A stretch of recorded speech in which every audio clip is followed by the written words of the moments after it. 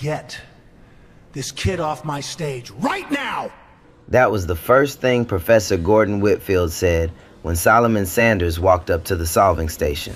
You think this is a joke? A 15-year-old black kid from some broke public school nobody's never heard of. You don't have the mind for this. He grabbed Solomon's nameplate and flipped it face down. Then he leaned into the microphone and looked out at 2,000 people. I bet $100,000 that this black kid cannot solve that problem. Solomon said nothing. He just stood there, 15, quiet, hands at his sides. But what happened 90 seconds later left that professor speechless, and it changed everyone in that room. So what exactly did this kid do? Man, they really counted him out. Let's see what happened. Let's rewind.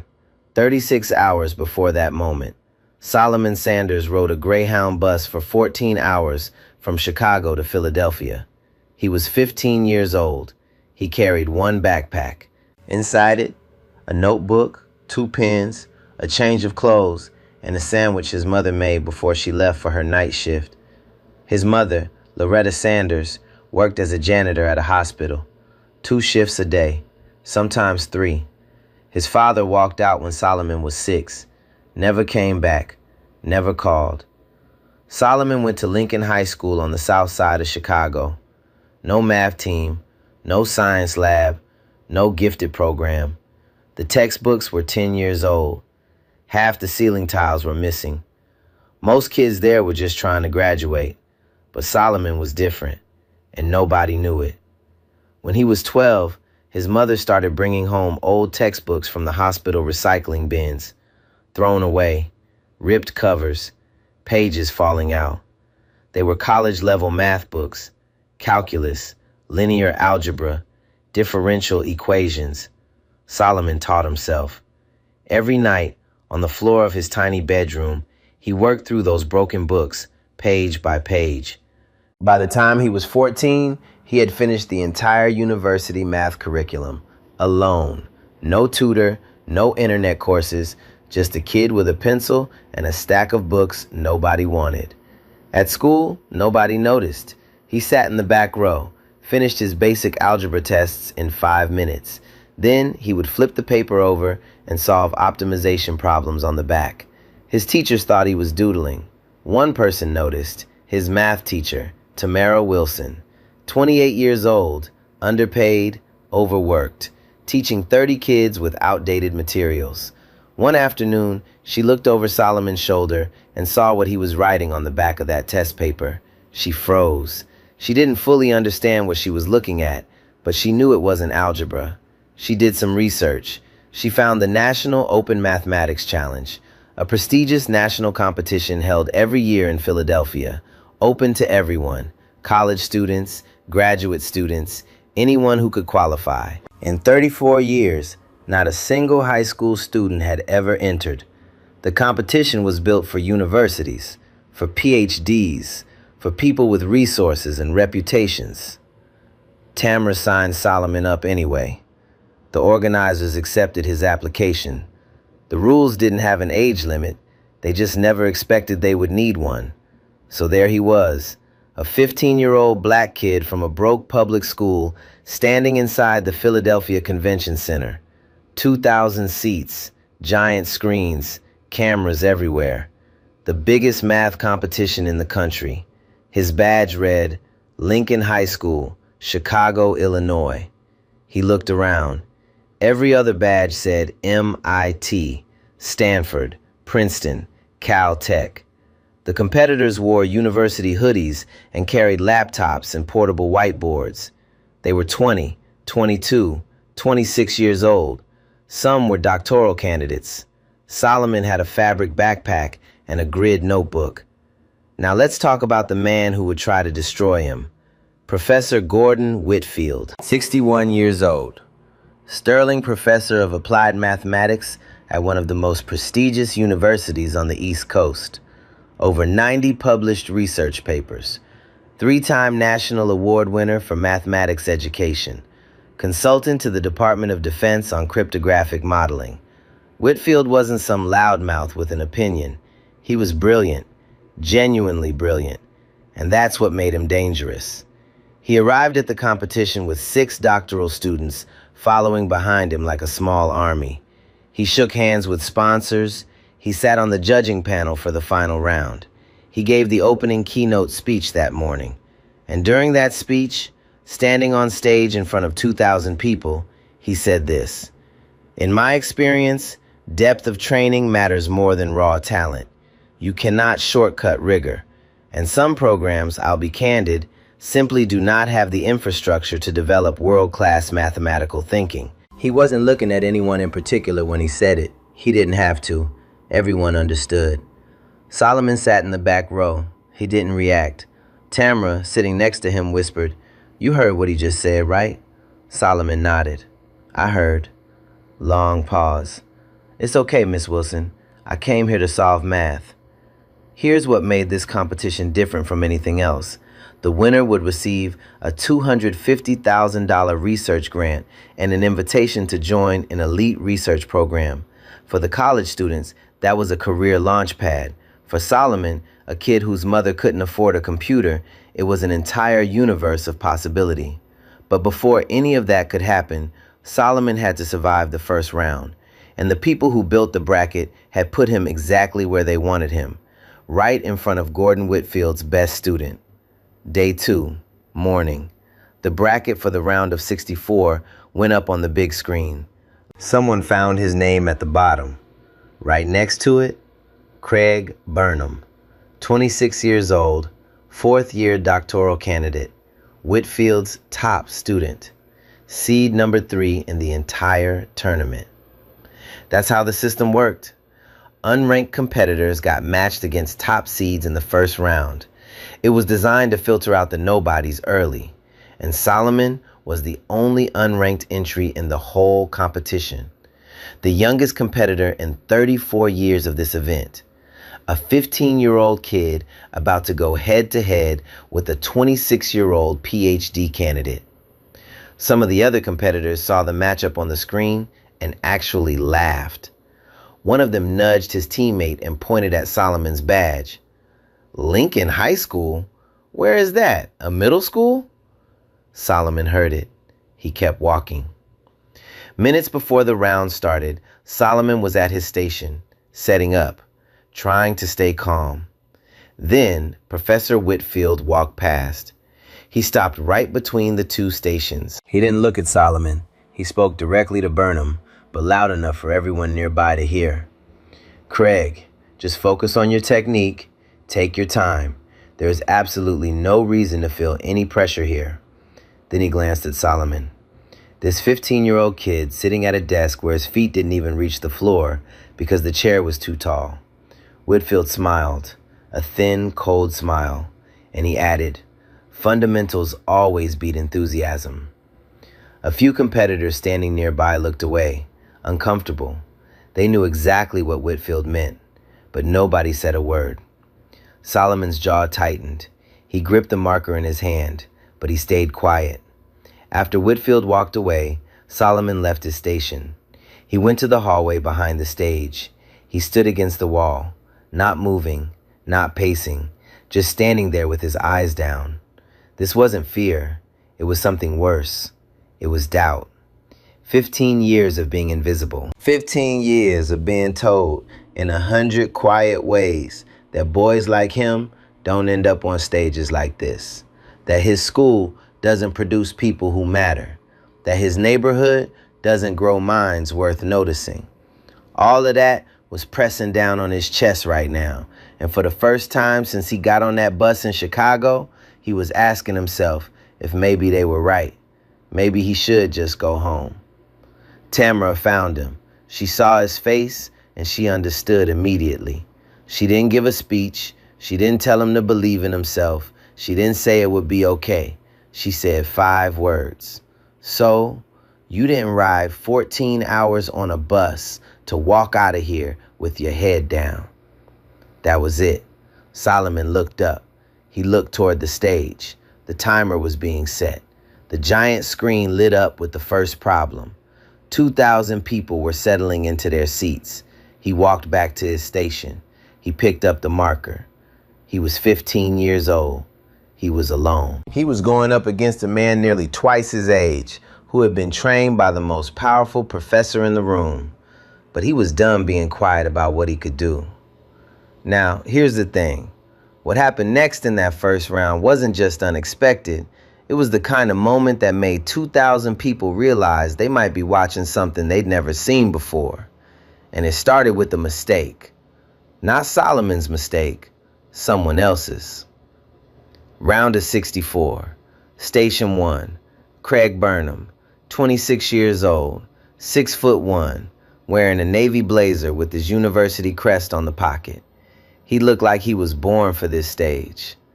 Station 2.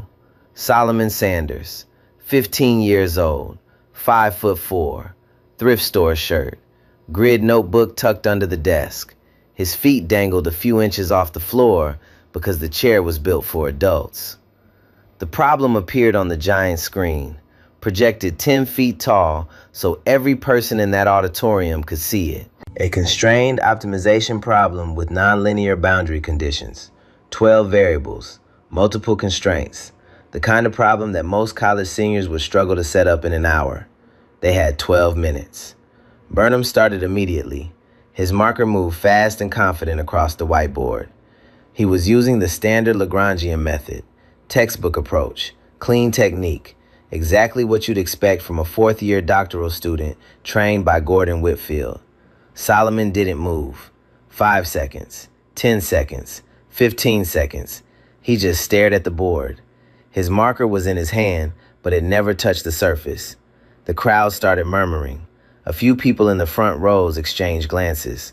One of the graduate students in the third row leaned over to a friend and whispered, "He's freezing up. I knew it." Whitfield, sitting at the judging table, watched Solomon with a look that was almost pity. Almost. Underneath it was satisfaction. This was exactly what he expected. A kid from a no-name school paralyzed by a real problem on a real stage. Then Solomon started writing. Not slowly, not hesitantly.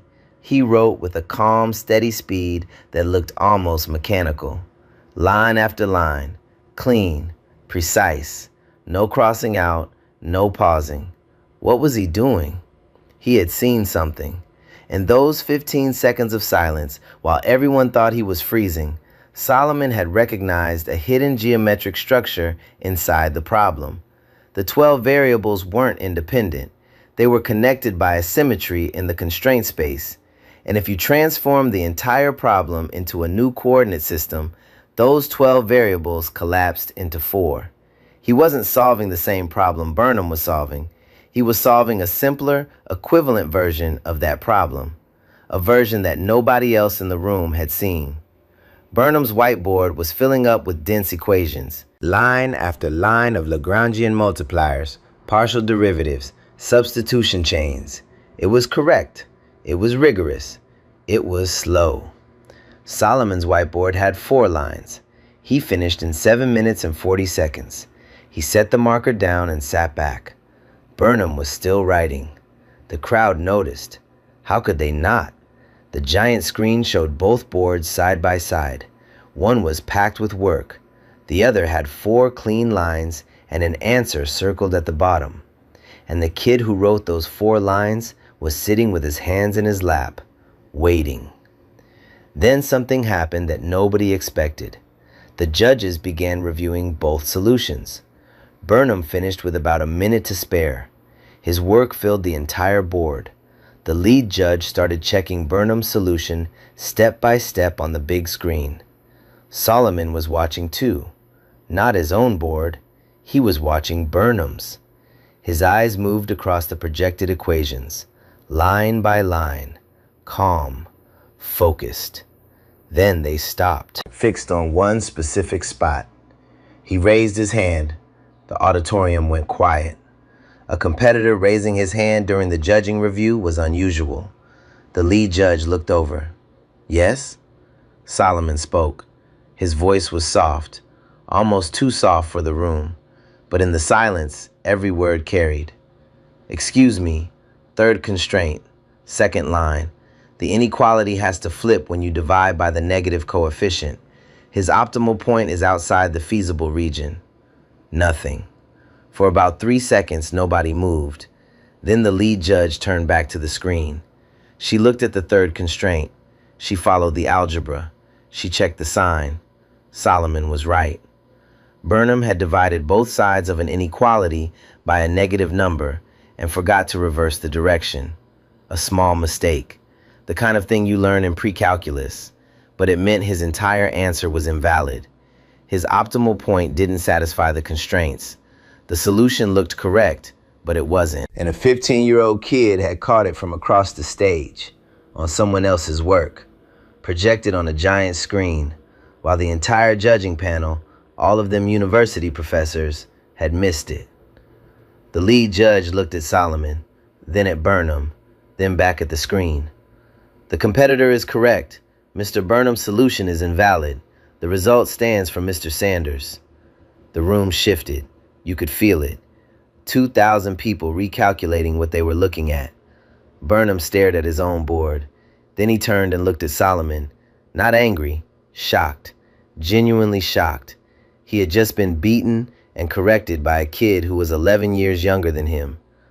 Up at the judging table, Whitfield took off his glasses and cleaned them, a small gesture, the kind you make when you need a moment to process something your brain doesn't want to accept. Solomon didn't celebrate. He didn't pump his fist. He didn't even smile. He capped his marker, sat back down, and waited. Quiet. 15 years old. The first ripple moved through the crowd. Phones came out. People whispered to each other. A few pointed at the screen where Solomon's 4-line solution still glowed next to Burnham's full board.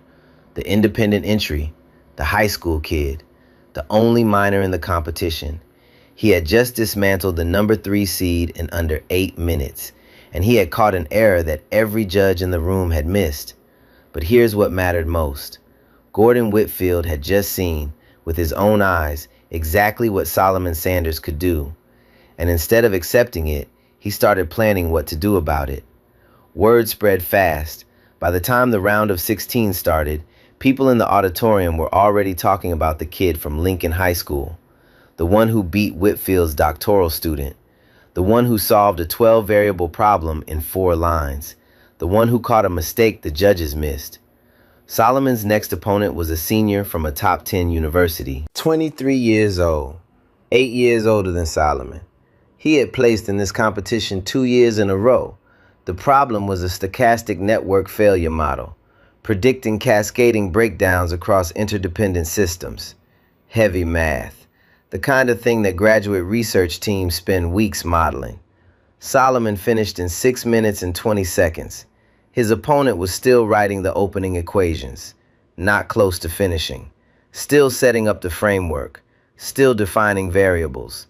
Solomon was already done, sitting back, hands in his lap, waiting again.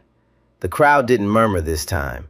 They went quiet, the dangerous kind of quiet, the kind where 2,000 people are realizing at the same time that what they're watching isn't a fluke. It's not luck. It's not a one-round miracle.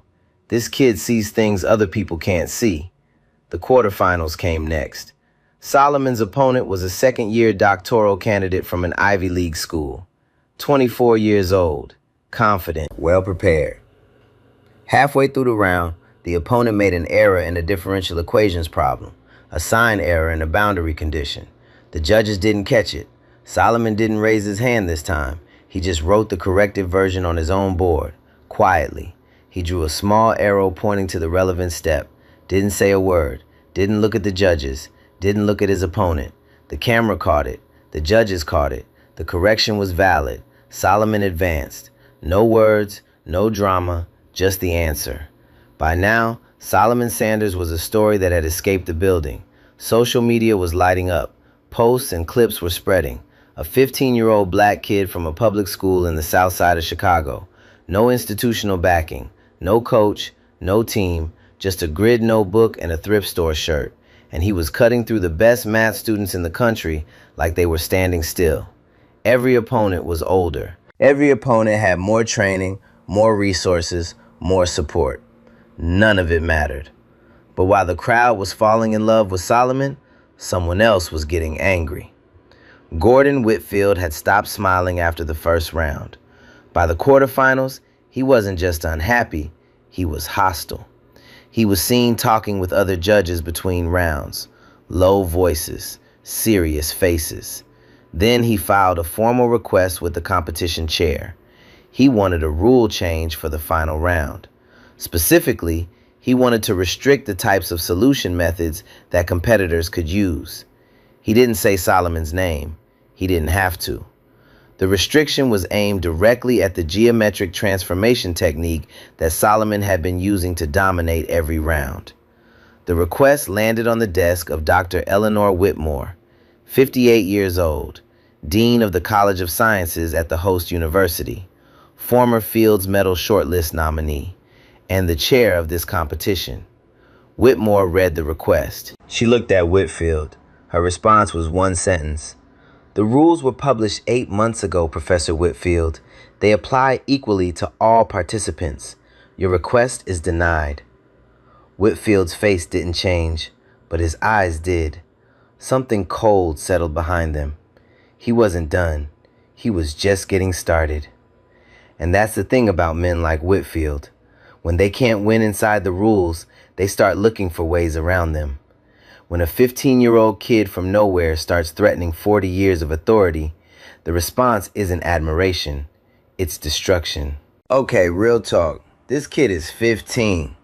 15.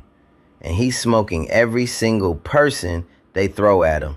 Meanwhile, the most powerful guy in the room is trying to rewrite the rules to stop a child. A whole grown man scared of a kid. That's wild to me. So here's where things stood. Solomon had made it to the final round. The last two standing. Him and whoever came out of the other bracket. But Whitfield had one more night before that final, and he was going to use every hour of it.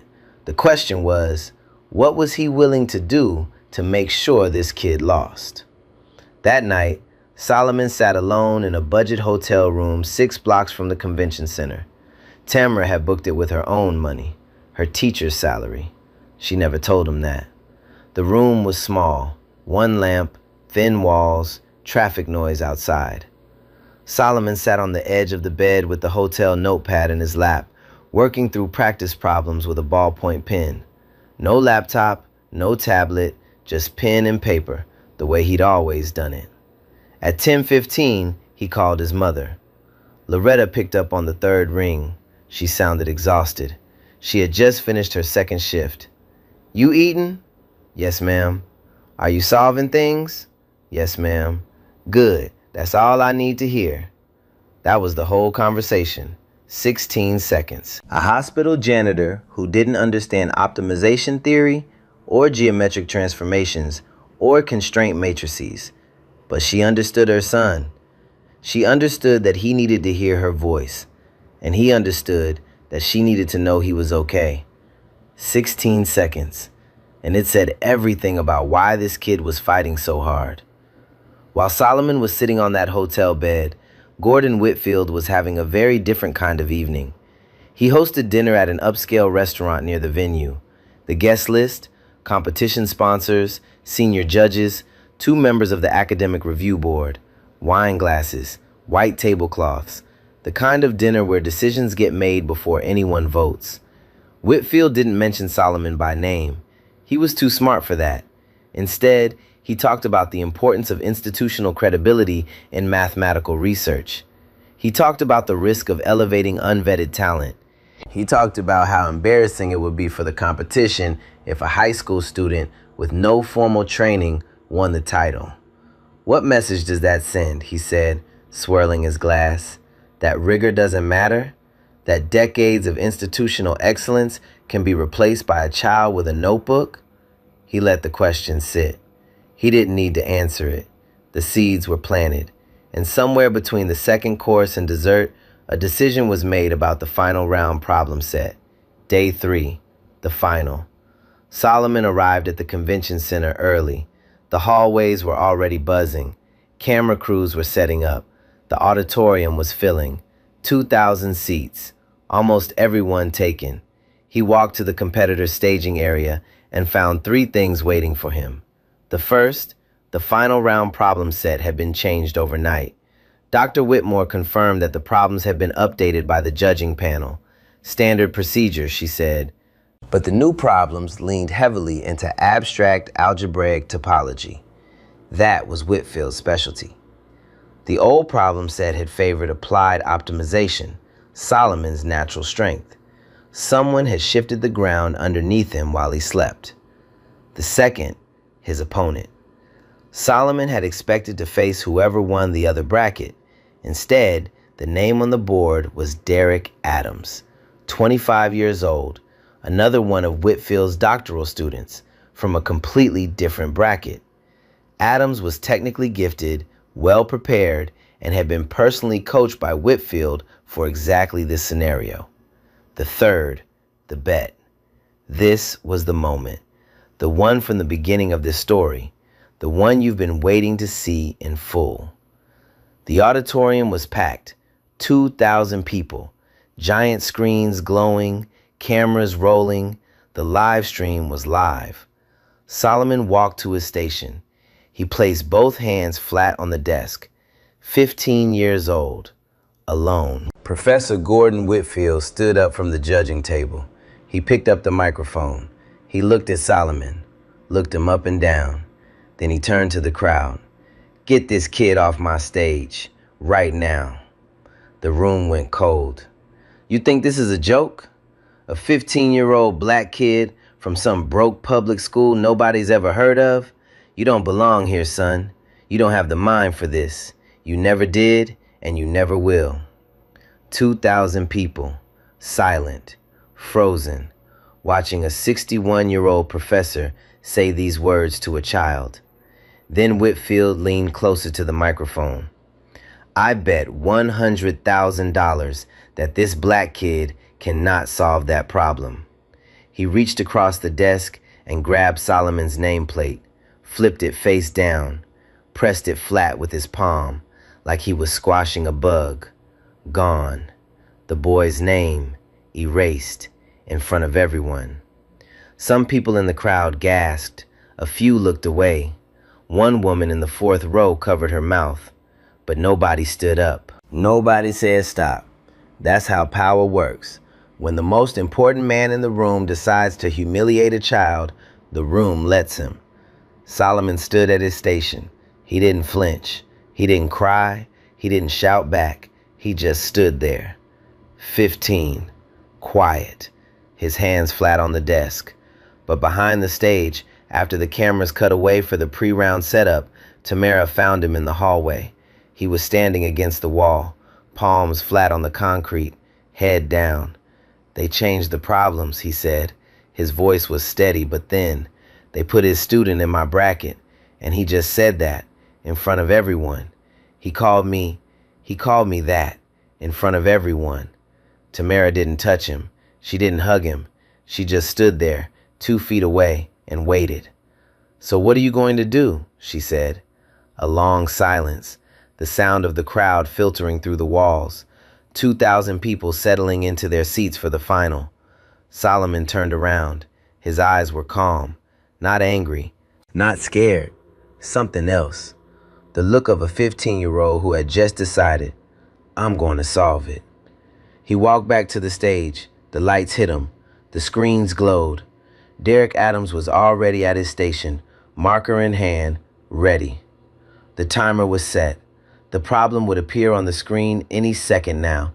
Whatever Solomon's strategy was, whatever he had learned in those broken textbooks on his bedroom floor, he was about to use all of it under the brightest lights of his life, in front of a man who had bet $100,000 on his failure, who had called him a black kid who didn't belong, who had erased his name from the desk.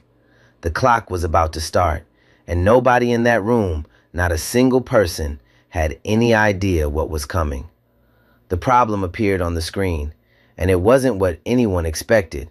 Instead of one complex problem, the judging panel had created a 2-part challenge, Part A and Part B, both projected side by side on the giant screen for 2,000 people to see. Part A was a standard proof in abstract algebraic topology, difficult, technical, but solvable by any competent finalist. This was Whitfield's home turf, his specialty. His doctoral student, Derek Adams, had been trained on exactly this kind of problem for years. Part B was different. Part B was an applied optimization problem, real-world framing, multiple variables, multiple constraints. On the surface, it looked like the kind of problem Solomon had been crushing all tournament, his strength, his territory. But something was wrong with it. Part B had been built with a trap inside. Two of its constraints, the third and the fifth, contradicted each other. They couldn't both be true at the same time under the given parameters, which meant the problem, as written, had no valid solution, no feasible region, no answer, nothing. It was impossible, on purpose. This was Whitfield's final move. Part A guaranteed his student would score. Adams would solve it clean and fast because it was exactly what he'd been trained to do. Part B was designed to destroy Solomon. If he tried to solve it, he would waste precious minutes chasing an answer that didn't exist. If he said it couldn't be solved, Whitfield would frame him as a quitter, a kid who gave up, a kid who wasn't ready for this level. Either way, Solomon loses. But here's what Whitfield didn't understand. The real test hidden inside Part B, the test that only someone with deep applied instincts would recognize, wasn't about solving the problem as written. It was about seeing that the problem couldn't be solved as written, proving why, then fixing it, rewriting the flawed constraint to make the problem work, and solving the corrected version. The answer wasn't a number. The answer was the question itself. But you'd have to be extraordinary to see that. In real time, on stage, under pressure. With a clock running and 2,000 people watching, Derek Adams picked up his marker and started Part A immediately. Fast, confident, exactly as trained. Solomon stood at his station. He wasn't looking at Part A. He was staring at Part B. 10 seconds, 20 seconds. His marker hadn't moved. The crowd shifted in their seats. Not again. Was he freezing up? Up at the judging table, Gordon Whitfield leaned back in his chair, and for the first time all day, he smiled. Solomon started with Part A.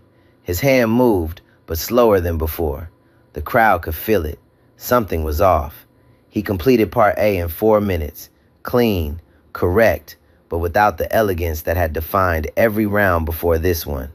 No geometric trick, no 4-line miracle, just solid, mechanical work. His mind wasn't on Part A. It was already on Part B. He turned to the second board, picked up a fresh marker, started writing. He set up the constraint matrix, defined the variables, began the optimization. His hand moved steadily for about 45 seconds. Then it stopped. Solomon stared at the board. His marker hovered an inch from the surface. He didn't write. He didn't move. He just looked. 5 seconds. 10 seconds. 15. He had hit it. The contradiction. Constraints 3 and 5. They pulled in opposite directions. Under the given parameters, they couldn't coexist. The feasible region collapsed into nothing, an empty set. There was no solution. And now Solomon understood exactly what had happened. This problem wasn't hard. It was rigged. Someone had deliberately placed two contradictory constraints inside it. Someone who knew that a kid with applied instincts would go straight for Part B. Someone who wanted that kid to waste his time, to struggle, to fail, in front of everyone. 20 seconds, 25, 30 seconds of silence. The camera zoomed in on Solomon's face. This is what a crisis looks like on a 15-year-old. Not screaming, not crying, just stillness. The kind of stillness that comes when you realize the most powerful person in the room built a machine specifically designed to break you. If he says the problem is unsolvable, Whitfield wins. He calls the kid a quitter. Not ready, not smart enough, just a boy from a broke school who got lucky for a few rounds. If he tries to force a solution, he wastes the clock and loses anyway. Either way, checkmate. The crowd murmured. Derek Adams was nearly finished with part A. His marker was moving confidently. The timer on the screen read 5 minutes and 38 seconds remaining. Solomon's part B board had 3 lines of work and a long, empty space beneath them. Then, from the judging table, a voice. Not into the microphone, just loud enough for the front rows to hear. It appears we've reached the limit. Whitfield, calm, satisfied, like a man watching a prediction come true. Solomon heard it. His marker hand dropped to his side. His shoulders dipped. Just slightly, just enough. For one terrible second, it looked like he was about to step back from the board, turn around, walk off the stage. A 15-year-old kid, alone on that stage, trapped by a man 3 times his age with 4 times his power.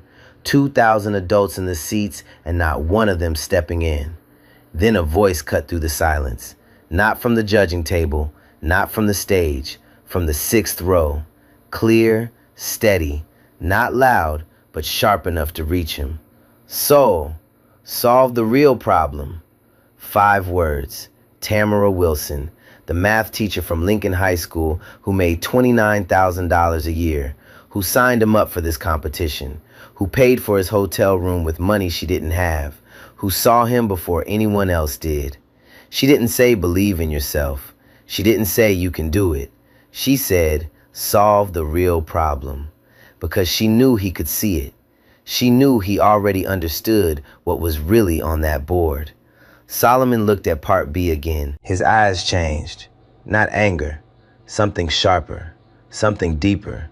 The kind of focus that only comes when you have nothing left to lose and everything left to prove. He picked up the marker, and he started writing with a speed and a clarity that made every single person in that room stop breathing. What was he doing? What had he seen that no one else could see? Here's what 2,000 people watched a 15-year-old boy do in 90 seconds. Solomon didn't try to solve part B the way it was written. He didn't force an answer into a broken equation. He didn't guess. He didn't approximate. He did something that nobody in that auditorium expected. He proved the problem was impossible. Then he fixed it. Then he solved the fixed version in 90 seconds. This is how it happened, step by step. Right there on the giant screen for every person in that room to see. First 15 seconds, Solomon wrote out the full constraint matrix. Every condition, every boundary, every parameter. Then he picked up a red marker and circled 2 of them, constraint 3 and constraint 5. He drew a line connecting them, the 2 constraints that contradicted each other, the ones that made the whole problem collapse. Next 20 seconds. He wrote 3 lines beneath the circled constraints. 3 clean, tight lines. A formal proof that these 2 constraints could not coexist. That together, they produced an empty set. No feasible region. No valid solution. The problem, as written, was mathematically impossible. And he proved it in 3 lines that any mathematician in the room could verify on sight. Next 10 seconds. He drew a single line through constraint 5. Crossed it out. Then, right next to it, he wrote a new constraint, a corrected version, one that preserved the real-world meaning of the problem but eliminated the contradiction. He labeled it clearly so the judges could follow exactly what he had changed and why. Next 40 seconds. This was the part that made people forget to breathe. Solomon solved the corrected problem using the same geometric transformation technique he had used all tournament. He reduced the variables, mapped the solution space into a new coordinate system, identified the optimal point, calculated the values. Every line was clean. Every step was logical. Every transition was precise. The marker never stopped moving, not once. 40 seconds of continuous, fluid, beautiful mathematics. Last 5 seconds. He wrote the final answer, underlined it, set the marker down on the ledge, and stepped back. 90 seconds total. The room was completely silent. Not the uncomfortable silence from before, a different kind. The kind where 2,000 people are processing something their brains can't quite accept yet. A 15-year-old kid from a public school in Chicago had just proven that the final problem was rigged. He identified exactly where it was broken. He proved mathematically that it had no solution. Then he rewrote the broken part, solved the corrected version, and produced the most elegant answer possible. In front of the man who designed the trap, the man who called him a black kid who didn't belong, the man who bet $100,000 on his failure, in less time than it takes to heat up a cup of coffee. Then Solomon turned to face the judging panel. The room was so quiet, you could hear the hum of the projector above the stage. 2,000 people holding their breath. Solomon spoke. His voice was soft, the voice of a 15-year-old, but his words were not the words of a child. Part B contains a contradiction in constraints 3 and 5. No feasible solution exists under the stated conditions. I have provided the proof of infeasibility and a corrected formulation with the resulting optimal solution. He paused. Then he looked directly at Professor Gordon Whitfield, the man who had grabbed his nameplate and flipped it face down 10 minutes ago, the man who had told him he didn't have the mind for this. I assumed the error was intentional, sir, as a test to see whether the competitors could identify it. The room inhaled. Do you understand what he just did? He didn't accuse Whitfield. He didn't call him a cheater. He didn't say the problem was rigged. He framed the trap as a legitimate teaching exercise, a test of mathematical awareness, which meant that Whitfield couldn't argue against it without admitting that the contradiction wasn't a test at all, that it was a trap, designed to make a 15-year-old fail. A child had just cornered a 61-year-old professor using the man's own logic in front of 2,000 witnesses. Dr. Eleanor Whitmore stood up from the judging table. She examined Solomon's work on the giant screen, every line, every step. She took her time. The whole room waited. Then she turned to the full judging panel and spoke into the microphone. The proof of infeasibility is valid. The reformulation is mathematically sound and produces the unique optimal solution. Mr. Sanders has not only solved the intended challenge, he has improved it. The crowd erupted. Not polite applause, not impressed by clapping, a roar. The kind of sound that comes from 2,000 people releasing everything they've been holding in for the last hour. 2,000 adults on their feet for a 15-year-old kid. But the story wasn't finished yet, because there was still one vote left. Dr. Whitmore asked each judge to confirm the result. One by one, they voted. Valid, valid, valid, valid. Then it was Whitfield's turn, the last judge. The room went silent again. Everyone looked at him. 2,000 people, the cameras, the live stream, Solomon, all of them watching the most powerful man in the room face the one thing he couldn't argue with, the truth. Whitfield put his glasses back on. He looked at the screen. Solomon's work, the proof, the correction, the solution, written by the boy he had tried to erase. His hand trembled, just barely, just enough for the front row to notice, and he said 6 words. The solution is correct. The reformulation is valid. 6 words, that pause in the middle, that tiny hesitation before the word is correct, that told you everything. Those 6 words cost him 40 years of certainty, 40 years of believing he was the smartest person in every room, 40 years of looking at people like Solomon and deciding they didn't count. All of it, gone, in 6 words. Solomon didn't celebrate. He didn't shout. He didn't pump his fist. He just stood there, 15 years old, quiet, the same way he'd stood when Whitfield flipped his nameplate down. But now his name was projected 6 feet tall on the screen behind the judging table. Solomon Sanders, glowing in white light above the head of the man who tried to erase it. The man who said this black kid can't solve that problem was now sitting beneath the proof that he could. And 2,000 people were standing. But it wasn't over. The crowd was still standing when Dr. Whitmore took the microphone again. She waited for the noise to settle. Her face was calm but serious. This wasn't a celebration speech. This was something else. Before we proceed to the award ceremony, she said, the Competition Integrity Review Board has completed its findings from this event. I am required to share two outcomes. The room went quiet, a different kind of quiet. First, Professor Whitfield's overnight request to modify the final round problem set was filed unilaterally, without full panel consensus, in violation of competition governance protocols. She paused, let the words land. The insertion of contradictory constraints into Part B was not a standard update. It was a targeted modification. The review board has formally censured Professor Whitfield and recommended his removal from all future judging panels. The auditorium rippled. Gasps, whispers. 2,000 people realizing that what they had just witnessed wasn't just a kid beating the odds. It was a kid beating a system that had been rigged against him, deliberately, by the man sitting 10 feet away. Whitmore continued. Second, Mr. Sanders' solution to Part B has been independently assessed by 3 external reviewers. Their conclusion is that the work is not merely correct, it is publishable.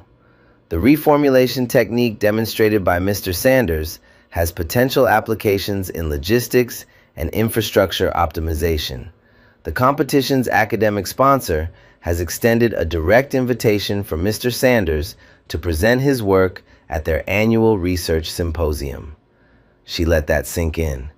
Publishable research from a 15-year-old, a kid who learned math from thrown-away textbooks on his bedroom floor. The camera found Whitfield. He was still in his chair.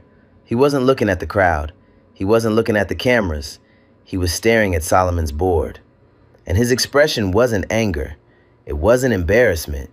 It was the face of a man realizing he had tried to destroy something genuinely extraordinary and failed. Then one person started clapping. Craig Burnham, standing at the edge of the stage, 26 years old, Whitfield's own student, the man Solomon had beaten in the very first round. He clapped slowly at first, then with real conviction. He was the first person in Whitfield's circle to break ranks, and that single sound, one man choosing what was right over what was comfortable, said more than any speech ever could. Solomon Sanders was awarded the championship and the $250,000 research grant. Dr. Whitmore presented the award. The auditorium was still standing. Salam walked to the microphone. The room went quiet. 2,000 people were waiting to hear what this kid had to say. His voice shook, just a little, because he was still 15, and he still wasn't used to 2,000 people looking at him. I want to thank my mother, Loretta Sanders, who's watching from home. She taught me that the only equation that matters is the one between hard work and the truth. The truth doesn't care where you come from, doesn't care how old you are, doesn't care what anyone expects. It just is. And if you do the work, it will show up for you every time. He paused, swallowed, then said one more thing.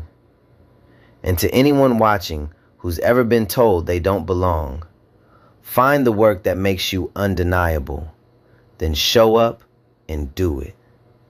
He stepped back. No fist pump, no victory lap, just a small nod, because he was 15 and he still didn't know what to do when people looked at him like that. The final image, Solomon walking off the stage, championship certificate in one hand, his cracked screen phone in the other. He was calling his mother, and for the first time in this entire story, he smiled. Solomon Sanders walked into that room as a kid nobody knew. He walked out as someone nobody in that room will ever forget. Not because he was loud, not because he was angry, But because when everything was stacked against him, he did the only thing that mattered. He solved the problem. Bro, this one hit different. Like, for real. A broke 15-year-old kid just walked into a room full of people twice his age, got disrespected to his face, and still cooked everyone. I'm not gonna lie, I got chills. That's why I had to share this.